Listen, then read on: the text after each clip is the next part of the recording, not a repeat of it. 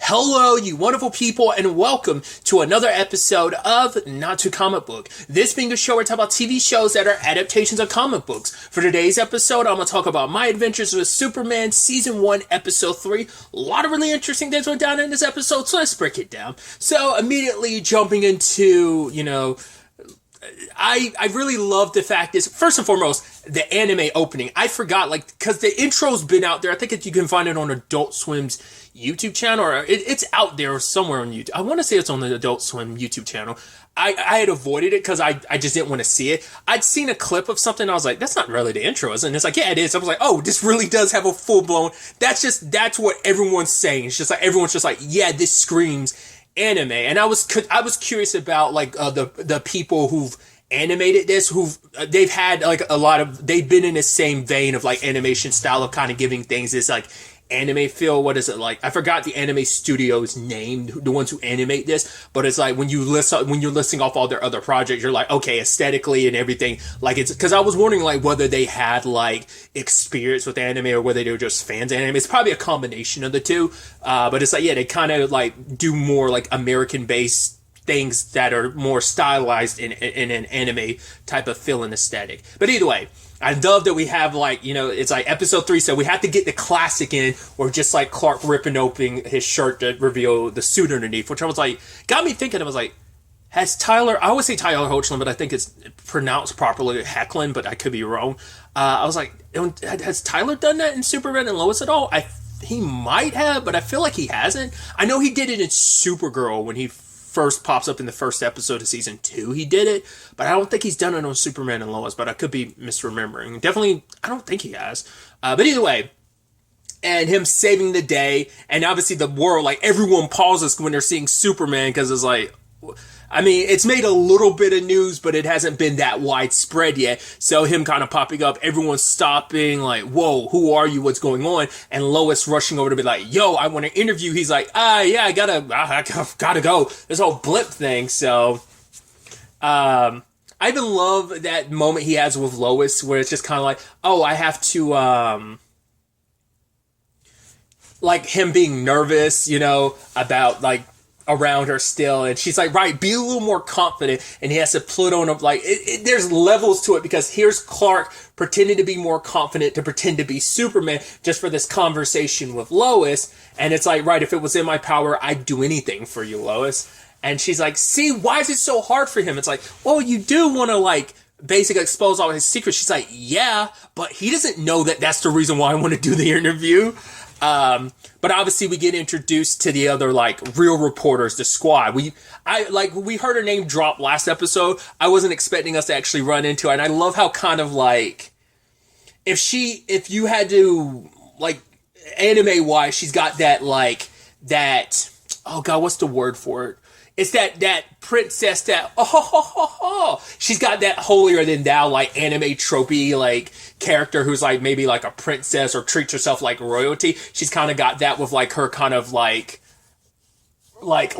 and I'm better than you type of feeling aesthetic. I love that her and her squad, except for the one, she was just kind of yeah, man, I'm not about this. Whatever. All right, we're going to basically take all your research because we're the actual reporters, and hey, we might give you some credit in all of this because hey, you got lucky. We're the actual reporters, and that's why Perry's putting us on it. So it's that thing of just right, this is a story that Lois broke, but because she's an intern and not an actual journalist, you're not really in a position to do that, and it sucks. But Lois is even more determined, right, the easiest way to kind of usurp them is to basically, scoop, as Steve puts it, and the other lady would be Steve, scooping isn't meaning stealing, it just means basically getting to a story before someone else says. He's basically the same thing, even scoop Lois's coffee. That I gotta prove myself. And once again, her willingness to go as far as possible just to get the story is so interesting. And to be fair, once again, it's very true to Lois. I'm sure probably truer in some versions of the character, but I still think that's kind of a core value to, most versions of the character I've had experience with, And also Jimmy being like, yeah, this could be my opportunity to get my following up to 6 people. Because 7 people. I was like, right. Because Lois followed him last episode. So he's up to 6 people now. He's trying to get up to 7. I was like, I appreciate it, Jimmy. I even love the fact that he's the one that gave Livewire her name. He's like, yeah, that's why I'm calling her on my flame birth thing. And I was like, interesting. I was like, other than Superman, I wonder is Jimmy going to be the one that names all the villains? Kind of like, almost like if you ever watched the Flash show, Cisco was like responsible for naming like 90% of like the metahumans in that show. He was the one that came up with their names. Some other characters would slip some in through from time to time, but yeah, it was mainly him. So I wonder if Jimmy's going to play a little bit of that role in this too. And it feels very befitting because he's like kind of like the conspiracy guy that is kind of right, but he's kind of going a little crazy about it. And Clark trying to get them off the Superman sentence. Like, right, let's find another story to look into. And hey, we got 3 people breaking out Intergang, which I love that they're garbage. I love, especially because when you look at like, I mean, I'm not well versed in Intergang. It's just interesting timing because if you don't know Intergang, I mean, technically they were kind of brought up in the season 2 finale of Superman and Lois, but they pop up in season 3. But the fact is that it's kind of a big time supervillain group. So for them to kind of be like schmucks in this is kind of interesting. I looked into it a little bit. Kyle and, oh God, what was Ronnie's name? Is it Roadhouse? Is that his character's name? I think it's something like that. Maybe. I saw Kyle Abbott, and apparently he's like a werewolf because he took some kind of serum from Ra's al Ghul that made him but obviously they didn't really go down that route. I wonder is that supposed to be the same character? His name's Kyle and he's connected to Intergang, and Roadhouse is connected to Intergang. The leader, Siobhan, I was like, wait, is her name Siobhan? And she's doing the screams. I'm like, is she who I think she is? Looked at the credit, she is. She's Silver Banshee. I was like, dude, no way. Because last episode I referenced that my experience with Livewire, like at least my more recent experience, like maybe I've seen her in other stuff, but my most recent experience was seeing her in Supergirl. Same thing for Silver Banshee. In fact, her and Livewire teamed up together in the crossover episode in season 1 of the Supergirl show. It was a Flash and Supergirl crossover, which is monumental, not only because like, hey, it's a crossover between these 2 different shows. There were 2 different shows on 2 different networks. The Flash was on the CW, and before Supergirl was on the CW from season 2 on its first season on CBS. So that's kind of made it even more monumental. I looked into it a little bit. I don't think those characters really probably cross over too much, because anytime I Google those characters, it was only like that Supergirl episode that popped up. So, and it also seems like Silver Banshee typically doesn't have anything to do with Intergang. At least from the roster I was looking up online, she typically doesn't, but the other 2 do. So I thought that was kind of interesting.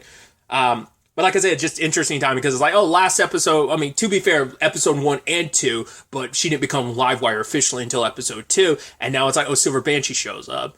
I wonder, I would assume she's a meta in the comics, but, you know, for her to use tech. And with the Intergang of it all, it does go like, okay, especially with all this tech and the visions that Clark was having, it didn't piece together until now that I'm like, oh, you throw an Intergang, this has to deal with like apocalypse and all that. I'm like, okay, so that's what this is about. Like, Clark's having visions, and you're like, because that's all connect. Like, Apocalypse is like tied to Darkseid, if I remember correctly. So I'm like, interesting. So I'm like, I guess like that's going to be like the main thing, because that's where Intergang's like tech and all that stuff comes from. It's like, so I guess the entire season is going to be about all these different bad guys getting a hold of. But I'm like, would they? I mean, it's probably like set up for like a greater threat, but it doesn't mean like Darkseid's going to be an immediate threat. Might be almost kind of like how they handle it in the Justice League, where it's like, hey, Steppenwolf comes through, and you know, it might be kind of that thing of like you kind of do eventually work your way up. Okay, I looked it up just to make sure, because I know like Apocalypse was used in like Smallville, and that obviously tied into Darkseid and everything, but I just wanted to make sure. So yes, Apocalypse is. So that is probably like the greater universe thing that they're doing. Doesn't necessarily mean we're going to immediately jump to Darkseid, but it's like, right, it's all trickling down, and that's what those visions and I wonder why it is that he's having these visions. Like, why is it like specifically tied to the tech? And it's only when he destroys it that he has these visions and everything. Or at least, like, when he gets close enough to the tech. I wonder, is it, like, something inside of his Kryptonian DNA, like, resonating with the tech or something like that? I'm curious about that. But either way, like I said, I went on this whole tangent, but it was all still worthwhile because it all plays into the larger story. I do, like I said, going back to it, I like that this group, they're inner gang, but like I said, they're like a bumbling bunch of idiots because it's like, oh, sure thing, Kyle. He's like, stop calling me by my real name, because he was like, oh, Siobhan, and Kyle's like, stop calling us by our name. They rob convenience stores and stuff like that. It's like, wait, is that a security camera? And their faces are clear as day, and home dude Ronnie keeps saying their names. It's like, I love that they're these bumbling idiots, but they got this tech and they're trying to prove themselves. And so I love that Lois and Clark and Jimmy went to investigate, find out more. And they went to the prison after Lois had basically, I didn't steal, I borrowed, which I guess is kind of a neat parallel to how, like, right, Steve scooped everything from them. So it's like, right, she kind of scooped, they didn't even scoop. She's like, oh, I borrowed it without their knowing and without their permission. So, and them playing up the roles of like, she's playing up Kat, which, I think I brought that up previously. Like, they do have a rivalry. Once again, I'm only basing that on Supergirl, but I think that's probably applicable. I would assume that's applicable in most, probably, like, iterations of, like, the Daily Planet and stuff like that. I wonder what they kind of do what they did with Supergirl, where, like, Kat does eventually go off and start her own thing, Catco. I don't know if that's, like, canonical, or does she always stay at the Daily Planet? Either way. But I'm sure that's going to be Lois's, like, those trio, but more so probably Kat is going to be, like, her major, like, work rival. But either way, I love her kind of, like, putting on and pretending to be like that. Like I said, that, was it OG-sama? Is that kind of like, I always forget. Yeah, kind of that, no, it's about Hime, because I know Hime is, like, the Japanese word for, princess. So it's kind of, like I said, that Hime presence of, like, that ha ha ha ha, like, kind of laugh. You know, if you've got enough experience with anime, you know exactly what I'm talking about. I'm just not describing it right. But I love how much fun they had with that. And also, Clark is starting to unlock another ability. My immediate thought was, is he unlocking his, because of the headaches and stuff? I immediately was like, I saw the red eyes, but it didn't even correlate in my head. I was like, oh, it must be like his X-ray vision. Turns out, his X-ray vision, but it turns out it's his heat vision. Obviously popping up at a very opportune time. I even love when Inner Gang is robbing the bank. It's like, cool, Clark, you go and get help. Me and Jimmy will get ourselves taken hostage. It's like, what? It's like, yeah, that's how we're going to get Superman here, is we're going to take ourselves taken hostage and kind of force him to give us an interview. It's like, will you really go that far? It's like, well, that's what we did with Livewire. You did that on purpose. It's like, yeah, they kind of did. I was like, that's nuts. You two are crazy for doing that. It's like, yeah, let's put ourselves in mortal danger. It's not even like, oh, I'm a damsel in distress. It's like no, I'm actively putting myself in dangerous situation because I'm very gun-ho and I'm very like, I got to get the scoop. I got to get the story. True to Lois Lane, but it's even more so in this case of like, I'm literally going to put myself in danger to kind of be a damsel in distress, but it's also because like, it's a sneaky way, which I find, I love how funny that is, because it's like, right, you're trying to get Superman's attention. He's right beside you. And so he will know, you think like, oh, he won't know it's a ploy, but Clark knows it's a ploy because you're admitting to it's a ploy to him from, so I love how meta that joke is and that element. Someone else had pointed out something too, and that I pointed out in the first episode that I thought was interesting, that Clark gets hurt in this. You know, obviously he didn't get banged up like he did in episode 1, but he gets tossed around a little bit. He's not like the invincible person that he was. Like he typically is. Like, once again, that's why most people have such an issue with his character, because he's so overpowered, yada yada, so on and so forth, your typical criticism of Superman. But the fact is that he does get hurt. He's not like super powered like he is. I'd probably say like, his full super strength hasn't really kicked in. So he might be like, for example, working at like an eighth of what his typical canonical strength would be at this point in his life. But it's like, yeah, because he's slowly coming into his abilities, and some continuities had that happening at an earlier age, like a Smallville thing of that happening in. Because most of his powers came about, I don't think they were, like, with the exception of his flight, I think that was his only ability that came super late. He got in, like, season 4, but that was when Jor-El was controlling him and that whole thing. But it's like, yes, flight it's like the last ability he got. He pretty much got every other ability over the course of pretty early on-ish in Smallville, if I remember correctly, but I could be mistaken. So it is, like I said, it's interesting element of kind of having these limiters removed time and time over the course of just like, right, it's time for me to level up, as I heard someone, Sal from Comic Pop kind of like described it that way. It's like, oh, Superman's leveling up. So I just thought that was such an interesting element of that, how they plan about going about his powers in that capacity. So, and I do love the visual representation of like his heat vision, especially when you saw like he was like pushing himself at the end and like the laser beams got even wider. It's just like, I really like the, it's not Men, yeah, it's Men of Steel. Men of Steel does this, and Supergirl does this, where it's like the heat vision is blue. Because I really like aesthetically. I guess it's because I'm so used to the red that I really like the blue aesthetic in Supergirl. I just thought like that like bright kind of bluish color. I don't know. I really like that for the heat vision. So I guess I'm sure like I said, I want to say, I don't actually remember. It's been a while since I saw Man of Steel, or even any of the Snyderverse stuff. Because I'm sure he used this heat vision in the Snyder cut, but I don't remember. Obviously, it's been a couple years now, but I don't remember in the Snyder cut if he used it or not. I'm sure he had to have used it. I just don't remember off the top of my head. But either way, like, destroy the tech, saved the day, and decided to give Lois her interview. And flew off with her, and I was like, wait, is this how you see the world? And he's like, yeah. And she's like, it's beautiful. He's like, yeah, beautiful. I was like, oh, cute moments like that.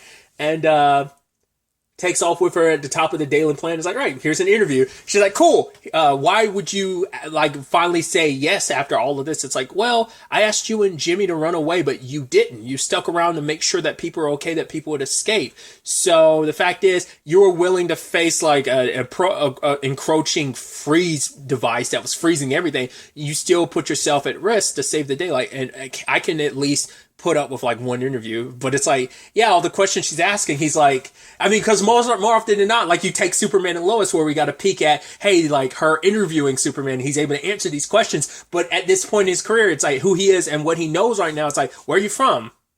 I don't know. How do your powers work? I don't know. I'm figuring that out. Who are you? It's like, I don't know. I'm in the middle of figuring that out too. It's like, it's not a good interview because it's like, I can't give you any answers because I'm in the process of figuring it all out. But for him, it's like, at the end of the day, like, I'm here to help out Metropolis to me. And he's like, and that's the most important thing. Like I said, I do love that he is a goody two shoes. Even more so, he's like such a Boy Scoutness because he's like, Lois, you can't lie. Like, once again, he got pissed at Lois from lying previously, and now you're stealing. But he also makes certain exceptions. So it's like, you know, that Boy Scout, like, he has some cracks in his armor here and there. But like him being the Boy Scout he is through and through, I think is kind of neat and interesting. And I love Clark immediately showing up like, oh, Lois, oh, I'm so sorry. She's like, no. He's like, whatever you need, I'll help you get the interview. She's like, no, I actually got the interview. He's like, you did? Oh, wow. Amazing. I knew you could do it. And it's like, yeah, that's Superman. He's pretty awesome, right? Which I love him gassing himself up like that. It's like, oh, Superman seems pretty dope. Because I made that joke about something recently. I think I was referencing, I think it was like when I was talking about Gotham Knights. I know there's like this SNL bit, I want to say. I swear it's an SNL bit where like Bruce Wayne is at this party and that basically he was gassing up Batman. Like, yo, Batman, he's pretty freaking awesome. I think Batman's pretty dope. Like almost kind of like, yeah, I mean, I'm sure he has like the biggest muscles and the biggest penis or something like that. I don't think that's a bit, but it's almost like, yeah, it's in that vein of like, yo, he seems like the dopest person ever. So I like Clark kind of doing that, like being like, yo, oh man, Superman, he seems pretty good. He seems like a great dude. But Lois is like, nah, he's a liar. And it's like, wait, what? And it's like, I guess for her, it's like, I know he's lying about not knowing anything, which to be fair, Superman is always about truth, justice, and obviously old school classic being the American way, but more recently, obviously truth, justice, and a better tomorrow. But, I just thought that was so, I think it's just like, she thinks, she's a little cynical being like, oh, he's hiding it. He doesn't want to tell me the truth. Like, oh, he wanted to give me an inch, but he was scared I was going to take him miles. So he like reserved himself. It's like, I know he's keep playing coy with me. It's like, he's really not. He's being as honest with you as he can because he literally doesn't have the answers for all of that stuff. So I didn't talk about it, but Home Dude from last episode shows up, which I didn't realize who he was until other people pointed it out. Maybe his name was in the, I didn't even recognize when his name might have gotten said last episode, the guy that interacted with Livewire, who was there when she's arrested. Like I said, he's there with Waller and everything at the end of last episode. People are saying that's Deathstroke. I was like, really? Interesting. I was like, now in retrospect, I was like, Interesting, because like Waller might be putting together her pseudo Suicide Squad, maybe. So like she might be throwing in Livewire and Deathstroke. It might not even be. Once again, like Waller kind of has led multiple teams. It doesn't necessarily. Because once again, it's like Task Force Escort. It's another name for the Suicide Squad. Because people are like, right, because of the anime aesthetic, he's not your like typical like Slade Wilson, it doesn't even have the eye patch. He has the hair over his eye and like very anime tradition. But I don't know if that's why everyone's saying that that's supposed to be Deathstroke, and maybe it's out there. I didn't bother looking into it. Because the last episode, I don't think I paid as much attention to the credits as I should have, because I was like, maybe it said his name is Slade Wilson, because everyone's just like, oh, maybe just because certain aspects of it, they're like, oh, that's Slade. I'm like, is it? I don't think, like I said, I don't know if they said his name in episode 2 or not. Maybe they did, I just don't remember, and I didn't catch it. But it's like, if that's supposed to be Deathstroke, that's interesting. And once again, he's gathering up these like criminals. So they got Livewire last episode, and now they got 3 more added to potentially, like I said, Waller's like Suicide Squad of sorts. So if that's what she's kind of building towards, and obviously we know what Waller's relationship is with superheroes in general, but definitely Superman, especially in that, hey, here's some superhero kind of off doing his own thing. Like I'm sure that's going to be interesting. Once again, like, they kind of also get, if that in fact was Waller, it feels like that's got to be Amanda Waller, but it's like, for that to be like her introduction, where it's like, you don't even hear her talk, you just see her in the background, is really, really interesting. So, that the fact is that Deathstroke feels like he's going to be the one we interact, but also, it almost probably parallels itself a little bit with that Darkseid, as I was talking about, like, oh, this is connected to Apocalypse, which is connected to Darkseid, but then you could be like, yeah, Darkseid's like the major thing, but there's going to be other things trickling down first with the technology and stuff like that. First before, and then maybe it's going to be some of the other lower tier people, like a Steppenwolf, like they did with the Justice League movie, that will pop up first. It's not like you immediately like full on jump the dark side, but you're setting up that greater universal threat. Maybe it's kind of a similar thing where it's like, right, Deathstroke's kind of our introduction, that middle ground, but then like Waller's like obviously like the big circumstances, the wall, under this, situation. So I don't know. I just think that's so interesting. So either way, the show continues to be adorable and charming and so much fun. I'm very excited to see where the next episode ends up taking us going forward with all of this. But really, that's all I want to talk about. Till the next time we meet, be happy, be safe, live life to the fullest, and enjoy it. Good day and goodbye.